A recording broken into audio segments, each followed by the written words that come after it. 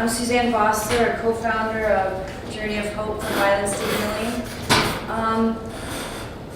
December 22nd, 1986 changed my life. I watched my father get stabbed to death 24 times, and I was stabbed and left for dead 5 times. I worked the next 10.5 years to get the man who did it, James Bernard Campbell, off of death row and in for the rest of his life, 4 consecutive life sentences. Unfortunately, he did not want to meet with me, so I say, well, I saved his life. Now I'm going to continue with my family to save other lives on death row, because I consider us the voice of those on death row that do not have a voice. I'm from Florida, and we are in the top 5 of executing people. We are in the top of exonerees. Also, it boggles my mind that they thought that they were going to be humane to people on death row and give them a choice of which way they want to be executed. Not just electric chair, but the lethal injection. And to me, that's no humane choice.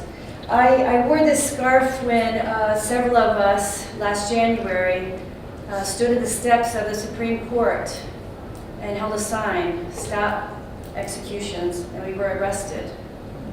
I see she's wearing a shirt that reminds me of where we stood, because there was 4 words that we stood under: equal justice under law.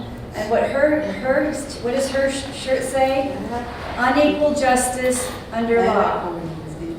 Sorry, Nadine, her. But it says a lot of what we want to say too, is it doesn't help, it doesn't bring my father back. And the man who did it had a title, murder. If I was going to help the government premeditate or plan on James Bernard Campbell's murder, I would be an accessory, and I would be a murderer too, and I refuse to be like that. Here's this bracelet that says, there's no such thing as a lesser person. Just because I forgave him doesn't mean that I'm better than him. He had a mother and father too. He doesn't have just a number, he has a name. He's a part of God. My father said, let there be peace on earth, and let it begin with me. It is beginning with all of us. Thank you.